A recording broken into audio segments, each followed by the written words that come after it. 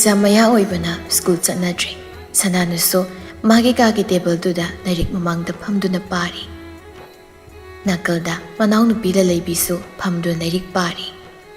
la leibi lairik pana pana masidi yengduna che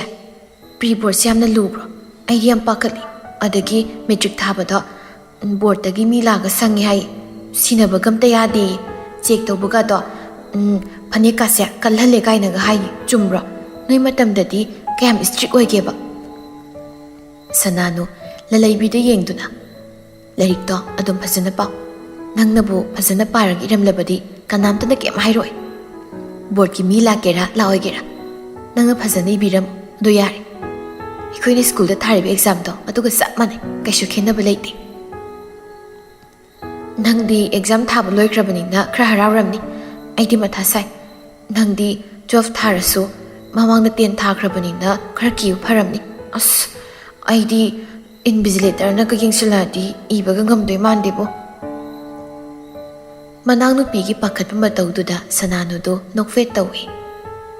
tanjaduda lata do masanupi ani ki ka da sanglei lata masanupi ani di yenglaga nakhoi ni gi exam mari mari leibasidi khara wai he naubiya nangi hana loini ba nasidagi la leibina aina hana loidoini akoi se na hana exam hojarasu loibadi akoi na hali lata do sangsinduna thariba phamung aduda phamthai masanupi hal sananuda wa amadi hainingli adubu matang sadi khanna masanupi da yengba yengli mama gi mongduda sananusu khangladuna mama do onsinduna mama maingonda kai hainingke nakhoi na sinanaw nupi ngaktani nakhoi bu ngakpi senmi kadaba haibabu nangka kaga baba ka khaktani nupi gi khongthang asuki matik kupi haiba nakhoi su khangadabani nahan makhaidi aisi nakhoi ga phasana unaduna wari sanaba ngamte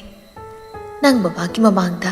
tarai tarai hekta haiba yam wasuna tabanina hekta yati adu sana naubiya nakhoi ani lairik kana pagadabani irang phalangi wakhal khanba yati yengo makharomgi naubiga class manaba nikita do ngarang sele haidana haidokpa lahubagi mapato sawbana mai hawhore exam thagadabana hayeng ta ngaira kansida mana irang langkai sengkhredana nupaduso makhoi class manai hai makhoi ani na hayeng mayum palaga kari hoini khanbada imadi mammi nakhoi ani gidi nabunga ma naupa ma leibasu nate aduna yari kai seksengadabani aduga sana imana nangonda senakiba haikhiwa phamdumadi nang kaidongnungda kawba yadeko mamana hairaklibu waduda sananusu gyan taraduna makok numlai adubu makhoi anigi waridu lalaibina khangba nattabanina mamaga masega do onsinduna kaisu hairudri magi lairik do onsinduna pari lata masani do onsillaga phare phare nakhoi nisu lairik to phajana pato aisu imong loisiluke awat apa yauraklabadi kainu hekta hairoko paro paro hairaga lata do hogatuna ka dudagi thokre mamana thokibaga sananu do ngak ungduna lei wakhalda aina maram oiraga mi mabu hanbadi ai pamde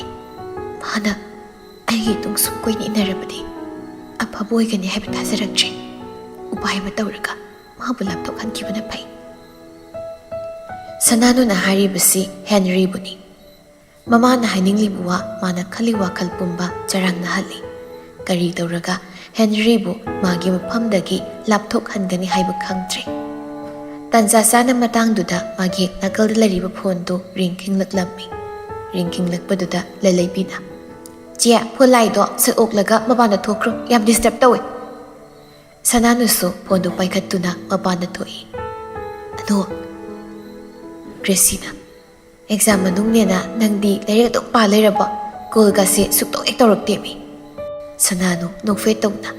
noida disturb taw ga trana torok tabani kyam parage disturb taw bai isana laire uni khanbada matha yam sare khoi ba leibagi pai leimat tabagi pari bai duni exam loiradi khra gyan ta do male chemistry se suk pa hek paning deba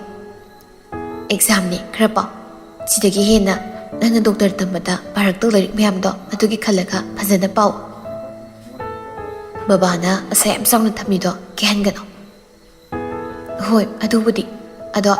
ꯑꯩ ꯅꯪꯉꯣꯟꯗ ꯄꯥꯎ ꯑꯃ ꯇꯝꯕꯤꯒꯦ ꯇꯧꯕꯅꯤ ꯅꯍꯥꯟ exam ꯂꯣꯏꯔꯒ ꯅꯪꯗꯤ ꯕꯕꯥꯅ ꯂꯧꯕ ꯂꯥꯛꯑꯦꯅ ꯆꯅꯨ ꯂꯦꯝꯕꯤꯒ ꯄꯨꯟꯅ ꯆꯠꯈ꯭ꯔꯦꯗꯅ ꯑꯩꯅ ꯕꯕꯥ ꯂꯥꯛꯄ ꯉꯥꯏꯔꯤꯉꯩꯗ ꯅꯪꯉꯣꯟꯗ ꯇꯥꯟꯅꯕ ꯅꯨꯄꯥꯗꯣ ꯊꯦꯡꯅꯩ ꯃꯥꯁꯨ ꯅꯪ ꯎꯅꯅꯤ ꯂꯥꯛꯄ ꯖꯥꯠꯅꯤ ꯊꯦꯡꯅꯗ꯭ꯔꯕꯅꯤꯅ ꯑꯗꯨꯝ ꯍꯟꯈ꯭ꯔꯦ ꯁꯅꯥꯅꯨ ꯁꯣꯔ ꯁꯥꯡꯕ ꯑꯃ ꯍꯣꯟꯗꯣꯛꯂꯒ ꯑꯅꯣ ꯑꯩ ꯍꯧꯖꯤꯛ ꯑꯗꯨꯒꯤ ꯋꯥꯈꯜꯒ ꯑꯝꯇ ꯆꯪꯗꯦꯗ ꯑꯣꯏꯔꯣꯏꯗꯕꯗ ꯃꯇꯝ ꯃꯥꯡꯍꯟꯒꯗꯕꯒꯤ ꯁꯔꯨꯛ ꯂꯥꯞꯊꯣꯛꯅꯈꯤꯕꯅ ꯐꯩ ꯍꯣꯏ ꯅꯪꯒꯤꯁꯨ ꯋꯥꯈꯜ ꯑꯃꯕꯨꯗꯤ ꯂꯩꯖꯩ ꯑꯗꯣ ꯃꯥꯁꯨ ꯅꯪꯉꯣꯟꯗ ꯇꯥꯟꯅꯔꯛꯂꯤꯕꯁꯦ ꯆꯍꯤ ꯑꯃꯗꯤ ꯍꯦꯜꯂꯕꯅꯤ ꯅꯪꯅ ꯐꯅ ꯌꯥꯗꯦ ꯍꯩꯅꯗꯦ ꯅꯨꯡꯁꯤꯗꯦ ꯄꯥꯝꯗꯦ ꯍꯥꯏꯔꯁꯨ ꯅꯪꯒꯤ ꯅꯇꯨꯡ ꯀꯣꯏꯅ ꯏꯟꯅꯔꯤꯕ ꯅꯪꯅ ꯅꯨꯡꯇꯤꯒꯤ ꯃꯃꯥꯏꯗ ꯈꯨꯕꯥꯛꯅ ꯊꯥꯔꯁꯨ ꯅꯪꯕꯨ ꯎꯅꯤꯡꯕꯒꯤ ꯂꯥꯛꯂꯤꯕꯁꯦ ꯅꯪꯕꯨ ꯊꯃꯣꯏ ꯁꯦꯡꯅ ꯅꯨꯡꯁꯤꯕꯒꯤꯅꯤ ꯅꯪꯁꯨ ꯃꯇꯝ ꯈꯔꯗꯤ ꯈꯪꯅꯕꯗ ꯀꯩꯁꯨ ꯀꯥꯏꯔꯣꯏꯗ꯭ꯔꯥ ꯈꯜꯂꯤ ꯁꯅꯥꯅꯨ ꯋꯥꯈꯜ ꯍꯥꯏꯐꯦꯠ ꯈꯜꯂꯒ ꯑꯩꯁꯨ ꯈꯟꯕ ꯌꯥꯕ ꯈꯜꯂꯤ ꯀꯔꯤ ꯇꯧꯒꯅꯤ ꯍꯥꯏꯕ ꯑꯩ ꯏꯁꯥꯅ ꯈꯪꯗ꯭ꯔꯤ ꯑꯗꯨꯕꯨ ꯅꯨꯡꯁꯤꯕꯕꯨ ꯃꯃ ꯂꯩꯇꯅ ꯐꯥꯒꯤ ꯐꯅꯥꯏꯒꯤ ꯇꯥꯏꯞꯇ ꯅꯨꯡꯁꯤꯅꯤꯡꯂꯒ ꯅꯨꯡꯁꯤꯕ ꯅꯨꯡꯁꯤꯅꯤꯡꯗ꯭ꯔꯒꯅ ꯅꯨꯡꯁꯤꯗꯕ ꯄꯥꯝꯂꯒꯅ ꯂꯧꯕ ꯄꯥꯝꯗ꯭ꯔꯒꯅ ꯍꯨꯟꯗꯣꯛꯄ ꯑꯩꯗꯤ ꯄꯥꯝꯗꯦ ꯅꯨꯡꯁꯤꯕꯁꯦ ꯐꯥꯒꯤ ꯅꯠꯇꯦ ꯃꯇꯝ ꯈꯔꯒꯤꯗꯤ ꯍꯥꯏꯗꯅ ꯅꯨꯡꯁꯤꯁꯟꯅꯕꯗꯣ ꯉꯝꯒꯗꯧ ꯃꯥꯟꯗꯦꯅꯣ ꯍꯣꯏ ꯑꯩꯁꯨ ꯃꯥꯒꯤꯗꯤ ꯌꯥꯝꯅ ꯈꯜꯂꯤ ꯑꯩꯅ ꯐꯅ ꯌꯥꯅꯤꯡꯗꯦ ꯍꯥꯏꯔꯁꯨ ꯈꯨꯄꯥꯛꯅ ꯐꯅ ꯊꯥꯗꯨꯅꯁꯨ ꯃꯥ ꯑꯩꯒꯤ ꯅꯥꯛꯇ ꯇꯠꯇꯅ ꯂꯥꯛꯏ ꯑꯗꯨꯕꯨ ꯑꯩ ꯍꯤ ꯑꯅꯤ ꯇꯣꯡꯕꯗꯤ ꯄꯥꯝꯗꯦ ꯂꯦꯞꯈꯤꯕ ꯑꯃꯗ ꯑꯗꯨꯝ ꯂꯦꯞꯅꯤꯡꯉꯤ ꯒ꯭ꯔꯦꯁꯤ ꯁꯣꯔ ꯑꯁꯥꯡꯕ ꯑꯃ ꯍꯣꯟꯗꯣꯛꯂꯒ ꯅꯪꯅ ꯍꯥꯏꯔꯤꯗꯨꯁꯨ ꯌꯥꯝꯅ ꯆꯨꯝꯃꯤ ꯅꯪ ꯍꯧꯖꯤꯛ ꯅꯪꯒ ꯈꯪꯅꯕ ꯅꯪꯒ ꯅꯨꯡꯁꯤꯅꯕ ꯀꯅꯥꯒꯨꯝꯕ ꯑꯝꯇ ꯂꯩꯕꯁꯨ ꯅꯠꯇꯦ ꯑꯗꯨꯅ ꯃꯇꯝ ꯈꯔꯒꯤ ꯃꯑꯣꯡ ꯌꯦꯡꯂꯒ ꯀꯣꯏꯅꯔꯣ ꯀꯩꯅꯣ ꯃꯣꯠ ꯆꯥꯅꯕ ꯆꯥꯅꯗꯕ ꯑꯄꯥꯝ ꯄꯥꯝꯗ ꯍꯥꯏꯕ ꯑꯃꯁꯨ ꯂꯩꯔꯤꯕꯅꯤ ꯑꯗꯨꯅ ꯌꯦꯡꯉꯣ ꯈꯪꯗꯦ ꯑꯩꯁꯨ ꯀꯔꯤ ꯍꯥꯏꯗꯣꯏꯅꯣ ꯅꯪꯒꯤ ꯋꯥꯈꯜꯗꯣ ꯀꯩꯅꯣ ꯍꯥꯏꯕ ꯑꯩꯁꯨ ꯈꯪꯗ꯭ꯔꯦ ꯑꯦꯛꯖꯥꯝ ꯂꯣꯏꯔꯒ ꯐꯖꯅ ꯈꯜꯂꯒꯦꯁꯤ ꯅꯪꯁꯨ ꯂꯥꯏꯔꯤꯛ ꯄꯥꯊꯣꯛꯂꯨꯔꯣ ꯍꯌꯦꯡ ꯑꯦꯛꯖꯥꯝ ꯅꯨꯃꯤꯠꯇ ꯊꯦꯡꯅꯔꯁꯤ ꯑꯩꯁꯨ ꯗꯤꯁꯤꯖꯟꯁꯦ ꯏꯔꯥꯏ ꯂꯥꯏ ꯂꯧꯕ ꯉꯝꯗ꯭ꯔꯦ ꯀꯣꯟꯅ ꯇꯞꯅ ꯑꯦꯛꯖꯥꯝ ꯂꯣꯏꯔꯒ ꯈꯟꯅꯔꯁꯤ ꯍꯣꯏ ꯍꯣꯏ ꯊꯝꯃꯒꯦ ꯑꯗꯨꯗꯤ ꯅꯪꯁꯨ ꯂꯥꯏꯔꯤꯛꯇꯣ ꯐꯖꯅ ꯄꯥꯔꯣꯀꯣ ꯍꯥꯏꯔꯒ ꯒ꯭ꯔꯦꯁꯤꯁꯨ ꯀꯣꯜ ꯀꯛꯈ꯭ꯔꯦ ꯁꯅꯥꯅꯨ ꯉꯥꯏꯍꯥꯛ ꯋꯥꯈꯜ ꯆꯔꯥꯡꯅꯅ ꯃꯪꯗꯨꯅ ꯂꯩ ꯑꯗꯨꯕꯨ ꯑꯦꯛꯖꯥꯝ ꯂꯣꯏꯔꯒ ꯋꯥꯈꯜ ꯐꯖꯅ ꯈꯜꯂꯒꯦ ꯈꯟꯅ ꯈꯥꯗ ꯆꯪꯂꯛꯇꯨꯅ ꯂꯥꯏꯔꯤꯛ ꯑꯃꯨꯛ ꯄꯥꯔꯤ ꯑꯦꯛꯖꯥꯝ ꯂꯣꯏꯕꯒ ꯃꯃꯥꯟꯅꯕ ꯑꯍꯨꯝꯗꯨ ꯄꯨꯟꯅ ꯊꯣꯛꯃꯤꯟꯅꯔꯛꯏ ꯍꯦꯅꯔꯤꯅ ꯑꯦꯛꯖꯥꯝꯅꯦꯅ ꯅꯨꯡꯉꯥꯏꯕꯅ ꯂꯣꯏꯔꯦ ꯁꯥꯏꯟꯁꯀꯤ 70 ꯃꯥꯔꯛ ꯊꯥꯕꯗꯨꯅ 3 ꯑꯋꯥꯔꯁ ꯄꯤ ꯑꯗꯨꯒ ꯑꯩꯈꯣꯏ ꯑꯥꯔꯠꯁꯀꯤ 100 ꯃꯥꯔꯛ ꯊꯥꯕꯁꯤꯗꯗꯤ ꯄꯨꯡꯈꯥꯏꯃꯨꯛꯇꯪ ꯍꯥꯞꯄꯤꯔꯗꯤ ꯀꯌꯥꯝ ꯅꯨꯡꯉꯥꯏꯅꯤ ꯑꯗꯣ ꯑꯩꯅ ꯄꯥꯝꯖꯅ ꯂꯧꯔꯨꯕ ꯁꯕꯖꯦꯛꯅꯤꯅ ꯄꯦꯟꯗꯕ ꯐꯣꯡꯗꯣꯛꯐꯝꯁꯤ ꯂꯩꯇꯦꯅꯦ ꯙꯅꯔꯥꯖꯅ ꯅꯅꯥꯎ ꯅꯨꯄꯥꯗꯧꯅ ꯁꯥꯏꯟꯁ ꯂꯧꯔꯝꯃꯗꯤ ꯐꯗꯧꯕ ꯑꯗꯨ ꯌꯥꯔꯁꯦ ꯑꯦꯛꯖꯥꯝ ꯂꯣꯏꯈ꯭ꯔꯦ ꯌꯥꯔꯦ ꯚꯤꯛꯇꯔꯅ ꯀꯣꯂꯦꯖ ꯇꯝꯐꯝ ꯑꯃꯨꯛ ꯊꯤꯕ ꯇꯥꯕꯅꯤꯅꯦ ꯑꯗꯨꯗꯤ ꯍꯦꯅꯔꯤꯅ ꯄꯨꯟꯁꯤꯁꯦ ꯂꯥꯏꯔꯤꯛ ꯇꯝ ꯂꯣꯏꯔꯛꯄꯗ ꯉꯥꯎꯗꯧ ꯌꯥꯝ ꯃꯥꯟꯗ꯭ꯔꯣ ꯄꯣꯛꯂꯛꯄꯗꯒꯤ ꯒ꯭ꯌꯥꯟ ꯇꯥꯔꯛꯄꯗꯒꯤ ꯂꯥꯏꯔꯤꯛ ꯑꯅ ꯇ꯭ꯌꯨꯁꯟ ꯑꯃꯨꯛ ꯆꯠ ꯁ꯭ꯀꯨꯜ ꯑꯃꯨꯛ ꯆꯠ ꯍꯧꯖꯤꯛꯁꯨ ꯂꯥꯏꯔꯤꯛ ꯉꯥꯛꯇꯅꯤ ꯆꯍꯤ 15 ꯍꯦꯟꯅ ꯂꯥꯏꯔꯤꯛ ꯇꯝꯕꯁꯤꯐꯥꯎ ꯁꯤꯅꯤ ꯍꯦꯟꯅ ꯍꯩ ꯀꯥꯏꯗꯣ ꯍꯥꯏꯅꯤꯡꯉꯥꯏ ꯑꯝꯇ ꯂꯩꯇꯦ ꯁꯤꯗꯅꯤ ꯑꯩꯅ ꯅꯨꯄꯤꯒ ꯉꯟꯇꯥ ꯊꯤꯖꯤꯜꯂꯒ ꯊꯕꯛ ꯇꯧꯔꯒ ꯂꯩꯈꯤꯕꯅ ꯐꯩꯌꯦꯅ ꯈꯜꯂꯛꯏꯁꯦ ꯚꯤꯛꯇꯔ ꯍꯦꯅꯔꯤꯗ ꯑꯣꯟꯁꯤꯜꯂꯒ ꯌꯥꯔꯤꯕꯨꯡꯉꯣ ꯅꯪꯒꯤ ꯊꯣꯏꯕꯤꯗꯣ ꯑꯗꯨ ꯍꯥꯟꯅ ꯑꯝꯇ ꯌꯥꯅꯕ ꯍꯣꯠꯅꯀꯣ ꯆꯍꯤ ꯑꯃ ꯍꯦꯟꯅ ꯇꯛꯂꯗꯨ ꯐꯥꯎꯕ ꯌꯥꯔꯛꯇ꯭ꯔꯕ ꯅꯨꯄꯤꯗꯨꯗ ꯑꯗꯨꯃꯥꯏ ꯑꯣꯟꯁꯤꯜꯂꯒ ꯂꯩꯗꯨ ꯇꯟꯗ꯭ꯔꯣ ꯑꯃꯨꯛꯀ ꯀꯣꯏꯔꯨ ꯌꯥꯔꯦ ꯙꯅꯔꯥꯖꯅ ꯅꯪꯅ ꯌꯥꯔꯁꯨ ꯑꯩꯗꯤ ꯌꯥꯔꯣꯏꯀꯣ ꯑꯩꯁꯨ ꯅꯝꯗꯅ ꯅꯨꯄꯤ ꯀꯣꯏꯔꯤꯁꯤꯅꯤ ꯆꯍꯤ 5 ꯀꯣꯏꯅ ꯁꯦꯅ ꯍꯥꯏꯅꯈꯤꯕꯒꯤ ꯃꯇꯨꯡꯏꯟꯅ ꯍꯧꯖꯤꯛꯐꯥꯎ ꯋꯥꯔꯁꯨ ꯋꯥꯅ ꯀꯣꯏꯔꯤꯁꯤꯅꯤ ꯅꯠꯇꯦ ꯍꯧꯖꯤꯛ ꯀꯣꯏꯕ ꯅꯨꯄꯤꯁꯤꯕꯨ ꯍꯌꯦꯡꯋꯥꯏ ꯊꯨꯡꯅꯔꯅꯤ ꯍꯥꯏꯕ ꯂꯩꯕ꯭ꯔꯣ ꯍꯧꯖꯤꯛꯀꯥꯟꯒꯤ ꯅꯨꯄꯤꯁꯤꯡꯁꯤꯅ ꯅꯨꯄꯥꯕꯨ 3-4 ꯀꯣꯏꯅꯦ ꯃꯌꯥꯝꯗꯨꯗꯒꯤ ꯈꯔ ꯐꯕ ꯏꯔꯥꯡꯒ ꯌꯥꯎꯖꯗꯕ ꯏꯪꯖ ꯇꯞꯆꯕꯤ ꯅꯨꯄꯤꯗꯨꯅꯤ ꯌꯨꯝ ꯀꯣꯏꯒꯗꯕꯤꯗꯣ ꯈꯜꯂꯒ ꯀꯣꯏꯗ꯭ꯔꯗꯤ ꯍꯌꯦꯡꯋꯥꯏ ꯂꯩꯃꯤꯟꯅꯕꯗ ꯃꯣꯠ ꯆꯥꯅꯔꯛꯇ꯭ꯔꯗꯤ ꯑꯇꯣꯞꯄ ꯑꯃ ꯁꯤꯟꯕꯗꯨꯁꯨ ꯃꯌꯥꯝꯅ ꯐꯅ ꯉꯥꯡꯅꯕꯤꯔꯣꯏꯗꯣ ꯍꯦꯅꯔꯤꯅ ꯁꯅꯥꯅꯨꯗꯤ ꯑꯗꯨꯒꯨꯝꯕ ꯅꯨꯄꯤꯗꯤ ꯃꯥꯟꯗꯦ ꯗꯦꯕꯤꯅꯥꯒꯨꯝꯕꯤ ꯃꯣꯟꯅ ꯁꯦꯡꯒꯧ ꯂꯥꯛꯄꯤ ꯅꯨꯄꯤꯗꯤ ꯑꯣꯏꯔꯝꯃꯣꯏ ꯀꯩꯅꯣ ꯍꯣꯏ ꯑꯩꯁꯨ ꯃꯥꯕꯨ ꯌꯥꯝ ꯅꯨꯡꯁꯤꯕꯗꯤ ꯅꯠꯇꯦ ꯑꯩꯈꯣꯏꯅ ꯁꯤꯟꯈꯤꯕ ꯄ꯭ꯂꯥꯟꯒꯤ ꯃꯇꯨꯡꯏꯟꯅ ꯀꯣꯏꯒꯦ ꯈꯟꯕꯒꯤ ꯋꯥꯅꯤ ꯃꯇꯝ ꯈꯔ ꯀꯣꯏꯅꯒꯦꯅ ꯀꯣꯏꯗꯥꯟ ꯇꯥꯟꯅꯕꯅꯤ ꯑꯗꯣ ꯌꯥꯔꯛꯄꯒꯤ ꯃꯃꯤꯁꯨ ꯎꯗꯦ ꯈꯪꯗꯦꯗ ꯇꯧꯔꯤꯁꯦ ꯆꯍꯤ ꯑꯃꯁꯨ ꯍꯦꯜꯂꯤ ꯃꯥꯁꯨ ꯋꯥꯈꯜ ꯈꯔ ꯈꯟꯊꯔꯒ ꯌꯥꯔꯛꯄ ꯌꯥꯔꯤꯅꯤ ꯃꯥꯅ science ꯑꯣꯏꯔꯝꯕꯁꯤꯗ exam thokpusu manatri school phangi pointri aina chatpadasu thengnatri exam loiraga mayumda chaluba haiduni noinigi nasak athiba singdu ubada aingonda yarakpui kairamani Victor na yam mazaba yam post taba hero ga sarakadu nangai khuge tinarise nap chitlingai dagini ko nagul ligun khangna tinaraklaga thokmo yam gangdaruisi Dhanarasna chahi ama hen hairakla nupiduna ngasi bhaw yarakrise maram lepham thoi kariguma yaraina khalo nupido arai boiroi haidi nangna khalido nupi khudingda hekto oigadaba nati noyeni nungsinaraga kainaba ngamloidabagi mongda tawrakani soiduna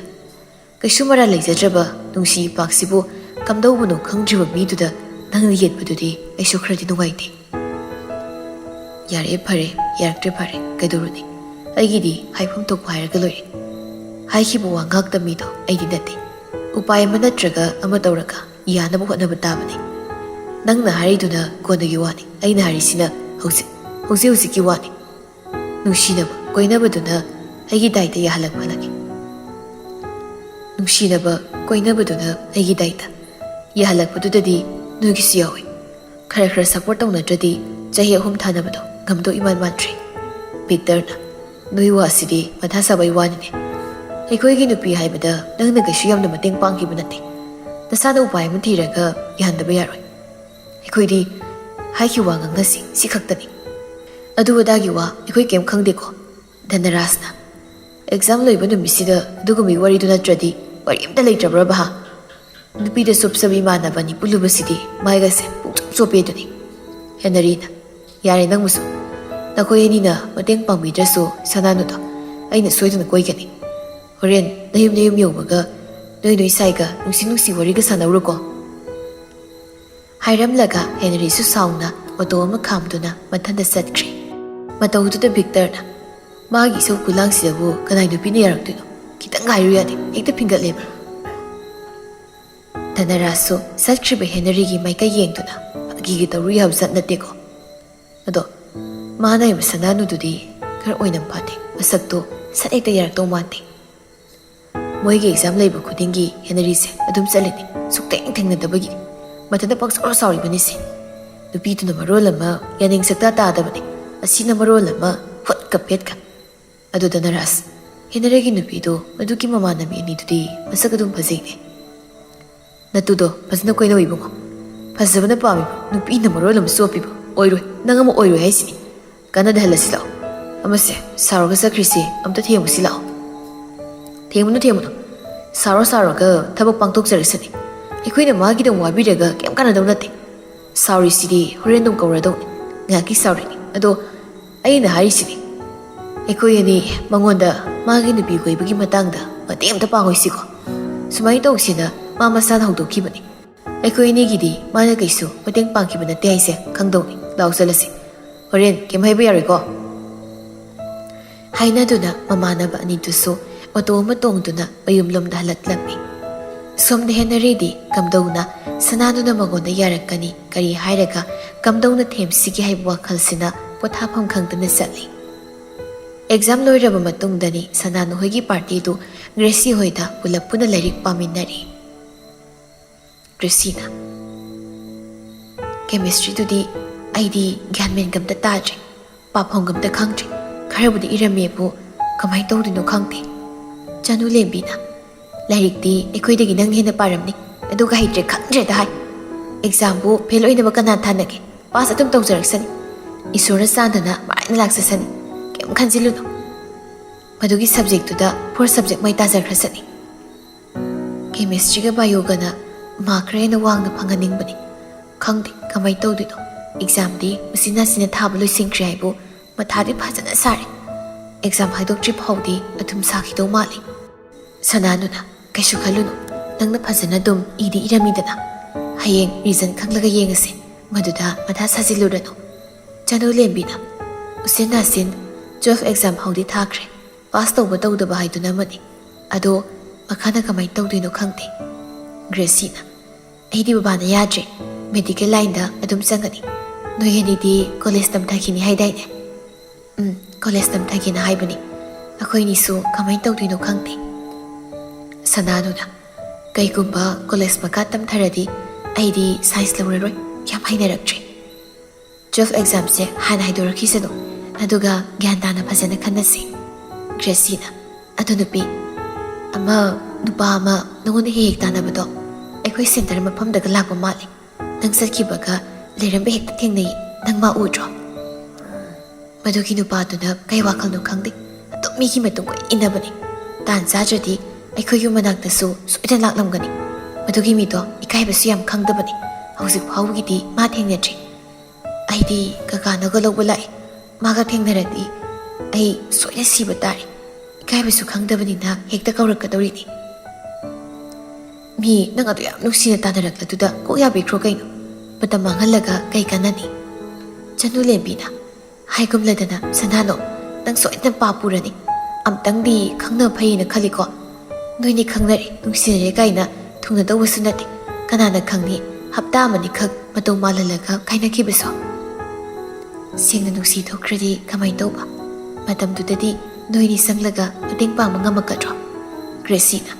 ꯑꯗꯨꯗꯤ ꯅꯪ ꯈꯨꯠꯇ ꯂꯩꯔꯤ ꯀꯩꯅꯣ ꯏꯁꯥꯅ ꯅꯨꯡꯁꯤꯕ ꯅꯨꯡꯁꯤꯗꯕꯗꯨꯗꯤ ꯊꯃꯣꯏꯒꯤ ꯑꯣꯏꯕ ꯋꯥ ꯑꯩꯈꯣꯏꯅ ꯍꯥꯏꯔꯤꯁꯤꯅ ꯅꯪꯒꯤ ꯈꯜꯂꯒꯅꯤ ꯅꯪꯒꯤ ꯅꯇꯨꯡ ꯀꯣꯏꯅ ꯏꯟꯅꯔꯤꯗꯣ ꯅꯨꯡꯉꯥꯏꯔꯤꯕꯣ ꯅꯪꯕꯣ ꯅꯨꯡꯉꯥꯏꯇꯦꯅ ꯉꯥꯡꯂꯨꯁꯨ ꯇꯥꯕꯤꯗ꯭ꯔꯕ ꯃꯤꯗꯨꯗ ꯀꯩꯅꯣ ꯑꯩꯅ ꯍꯥꯏꯔꯨꯗꯣꯏꯁꯦ ꯑꯅꯝꯗꯤ ꯐꯖꯅ ꯀꯟꯕ ꯅꯨꯄꯥ ꯑꯣꯏꯕꯖꯥꯠꯅꯤꯀꯣ ꯆꯅꯨ ꯂꯦꯝꯕꯤꯅ ꯑꯅꯝ ꯀꯟꯕꯗꯨꯗꯅꯤ ꯌꯥꯔꯦꯅ ꯍꯥꯏꯗꯣꯛꯈ꯭ꯔꯣꯅ ꯍꯥꯏꯔꯤꯁꯦ ꯅꯨꯡꯇꯤꯒꯤ ꯅꯪꯒꯤ ꯅꯥꯛꯇ ꯂꯥꯛꯂꯒ ꯌꯦꯠꯂꯤꯗꯣ ꯇꯟꯗ꯭ꯔꯣ ꯑꯗꯨꯒ ꯃꯇꯝ ꯈꯔ ꯄꯥꯎ ꯐꯥꯎꯅꯁꯤꯜꯂꯒ ꯀꯣꯛꯑꯦ ꯀꯥꯏꯅ ꯊꯣꯛꯇ꯭ꯔꯣ ꯅꯪꯅꯕꯨ ꯄꯥꯎ ꯐꯥꯎꯗ꯭ꯔꯗꯤ ꯃꯥꯁꯨ ꯑꯗꯨꯝ ꯃꯁꯥꯅ ꯅꯨꯡꯁꯤꯔꯔꯣꯏ ꯑꯗꯩꯗꯤ ꯔꯤꯂꯦꯁꯟꯁꯤꯞ ꯍꯥꯏꯕꯨ ꯑꯗꯨ ꯑꯗꯨꯝ ꯂꯣꯏꯔꯦ ꯀꯩꯅꯣ ꯅꯣ ꯀꯝꯃꯨꯅꯤꯀꯦꯁꯟ ꯅꯣ ꯂꯚ ꯑꯣꯀꯦ ꯒ꯭ꯔꯦꯁꯤꯅ ꯏꯁꯩ ꯌꯥꯝ ꯉꯪꯉꯤꯀꯣ ꯃꯤ ꯃꯆꯥꯗꯤ ꯑꯗꯣ ꯑꯩꯈꯣꯏ ꯑꯦꯛꯖꯥꯝ ꯂꯣꯏꯔꯕꯅꯤꯅ ꯀꯣꯏ ꯆꯠꯄꯒꯤ ꯄ꯭ꯂꯥꯅꯤꯡ ꯑꯃꯗꯤ ꯁꯤꯟ ꯌꯥꯕꯅꯤꯀꯣ ꯅꯪꯁꯨ ꯗꯦꯜꯂꯤꯗ ꯆꯠꯈ꯭ꯔꯗꯧꯅꯤꯅ ꯄ꯭ꯂꯥꯟ ꯈꯔ ꯁꯤꯜꯂꯧꯁꯤ ꯑꯦꯛꯖꯥꯝ ꯂꯣꯏꯈ꯭ꯔꯗꯤ ꯒ꯭ꯌꯥꯟ ꯃꯦꯟ ꯑꯝꯇ ꯇꯥꯍꯧꯔꯔꯣꯏꯌꯦ ꯁꯅꯥꯗꯨꯅ ꯐꯥꯒꯤꯗꯒꯤ 12 ꯀꯥꯏꯗ ꯂꯣꯏꯁꯤꯟꯈ꯭ꯔꯕꯅꯤꯅꯦ ꯀ꯭ꯂꯥꯁ 7 ꯀꯥꯈꯤꯕꯗꯣ ꯉꯔꯥꯡ ꯅꯍꯥꯟꯇ ꯃꯥꯜꯂꯨꯔꯤ ꯒ꯭ꯔꯦꯁꯤꯅ ꯑꯗꯣ ꯁꯛꯈꯪꯗꯕꯗꯨꯅ ꯀꯃꯥꯏꯅ ꯇꯧꯗꯣꯏꯅꯣ ꯃꯁꯛ ꯃꯃꯤꯡꯁꯨ ꯈꯪꯗꯕ ꯂꯝꯂꯥꯟꯕꯗꯨꯅ ꯀꯔꯝ ꯀꯥꯟꯗ ꯊꯣꯛꯂꯛꯂꯒ ꯀꯔꯝ ꯀꯥꯟꯗ ꯄꯥꯎ ꯐꯥꯎꯅꯔꯒ ꯀꯔꯝ ꯀꯥꯟꯗ ꯅꯨꯡꯁꯤꯅꯒꯦ ꯍꯥꯏꯔꯤꯅꯣ ꯃꯥ ꯂꯥꯛꯄꯗꯨꯅꯤ ꯑꯩꯅ ꯋꯥꯅ ꯉꯥꯏꯔꯤꯁꯦ ꯃꯥꯅ ꯑꯩꯒꯤ ꯅꯥꯛꯇ ꯃꯁꯥꯅ ꯈꯪꯅ ꯂꯥꯛꯑꯝꯃꯗꯤ ꯑꯩꯅ ꯇꯧꯐꯝ ꯈꯪꯗ ꯂꯩꯔꯤꯁꯦ ꯂꯩꯔꯝꯗꯕꯁꯨ ꯌꯥꯏ ꯒ꯭ꯔꯦꯁꯤꯅ ꯋꯥꯟ ꯁꯥꯏꯗꯦꯠ ꯂꯞꯁꯦ ꯀꯌꯥ ꯃꯊꯣꯡ ꯆꯥꯗꯕꯅꯤꯀꯣ ꯅꯁꯥꯅ ꯈꯪꯅ ꯈꯨꯗꯥꯡꯗꯣ ꯁꯠ ꯄꯥꯏꯔꯒ ꯆꯤꯡꯁꯤꯜꯍꯧꯑꯣ ꯆꯅꯨ ꯂꯦꯝꯕꯤꯅ ꯑꯗꯨꯒꯨꯝꯕ ꯄ꯭ꯔꯣꯕ꯭ꯂꯦꯝ ꯊꯣꯛꯇꯅꯕꯅꯤ ꯑꯩ ꯅꯪꯉꯣꯟꯗ ꯇꯥꯟꯅꯕ ꯅꯨꯄꯥꯗꯨꯗ ꯃꯇꯝ ꯈꯔ ꯈꯪꯅꯧꯑꯣꯅ ꯍꯥꯏꯔꯤꯗꯣ ꯅꯣꯏꯅꯩꯁꯦ ꯑꯇꯣꯞꯄ ꯑꯃ ꯀꯣꯏꯍꯟꯅꯤꯡꯉꯤꯁꯦ ꯀꯃꯥꯏꯅ ꯇꯧꯔꯤꯅꯣꯕ ꯃꯤꯒꯤꯗꯤ ꯑꯇꯣꯞꯄ ꯀꯣꯏꯈꯤꯗꯅꯕ ꯁꯞꯄꯣꯔꯠ ꯇꯧꯅꯩ ꯑꯗꯨꯒ ꯅꯣꯏ ꯑꯅꯤꯅ ꯑꯩꯉꯣꯟꯁꯤꯗ ꯇꯧꯕꯤꯔꯤꯁꯤ ꯀꯩꯅꯣꯕ ꯒ꯭ꯔꯦꯁꯤꯅ ꯅꯨꯡꯁꯤꯕꯁꯦ ꯐꯥꯒꯤ ꯅꯠꯇꯦ ꯍꯥꯟꯅ ꯁ꯭ꯇ꯭ꯔꯣꯡ ꯑꯣꯏꯅ ꯂꯩꯍꯧꯅꯕ ꯈꯪꯅꯧ ꯍꯥꯏꯕꯅꯤ ꯅꯨꯄꯥꯗꯨꯅ ꯅꯪꯉꯣꯟꯗ ꯅꯨꯡꯇꯤꯒꯤ ꯌꯦꯠꯂꯤꯗꯣ ꯅꯪ ꯅꯨꯡꯉꯥꯏꯕ꯭ꯔꯣ ꯂꯤꯟꯁꯨ ꯁꯤꯕ ꯆꯩꯁꯨꯁꯨ ꯇꯦꯛꯇꯅꯕ ꯍꯣꯠꯅꯁꯤ ꯍꯥꯏꯕꯅꯤ ꯀꯩꯅꯣ ꯅꯪꯒꯤ ꯁꯛꯈꯪꯗꯕꯗꯨꯁꯨ ꯀꯔꯝ ꯀꯥꯟꯗ ꯅꯪꯒꯤ ꯅꯥꯛꯇ ꯂꯥꯛꯀꯅꯤꯁꯨ ꯈꯪꯕ ꯅꯠꯇꯦ ꯆꯍꯤ 2-3ꯁꯨ ꯋꯥꯠꯂꯤ ꯍꯥꯏꯗꯥꯏꯅꯦ ꯅꯪꯕꯣ ꯑꯗꯨꯅ ꯃꯇꯝ ꯂꯩꯔꯤꯉꯩ ꯆꯥꯟꯁ ꯌꯦꯡꯍꯧ ꯍꯥꯏꯕꯅꯤ ꯀꯅꯥꯅ ꯈꯪꯅꯤ ꯃꯥꯒꯤ ꯅꯨꯡꯁꯤꯅꯕꯤ ꯑꯃ ꯄꯨꯔꯒ ꯂꯥꯛꯑꯗꯤ ꯅꯤꯡꯉꯝꯗꯅ ꯀꯞꯆꯅꯤꯀꯣ ꯒ꯭ꯔꯦꯁꯤꯒꯤ ꯋꯥꯍꯩꯗꯨꯗ ꯆꯅꯨ ꯂꯦꯝꯕꯤꯒ ꯁꯅꯥꯅꯨꯒꯗꯨ ꯍꯥꯏꯔꯞ ꯌꯦꯡꯅꯩ ꯒ꯭ꯔꯦꯁꯤꯅ ꯁꯅꯥꯅꯨꯒꯤ ꯃꯇꯥꯡꯗ ꯀꯔꯤꯁꯨ ꯈꯪꯗ꯭ꯔꯕꯁꯨ ꯆꯅꯨ ꯂꯦꯝꯕꯤ ꯃꯈꯣꯏ ꯑꯅꯤꯗꯤ ꯍꯥꯟꯅꯗꯒꯤ ꯈꯪꯅꯈ꯭ꯔꯕꯒꯨꯝ ꯃꯤꯠꯆꯥꯟꯅꯗꯨꯅ ꯌꯦꯡꯅꯔꯤꯕꯅꯤ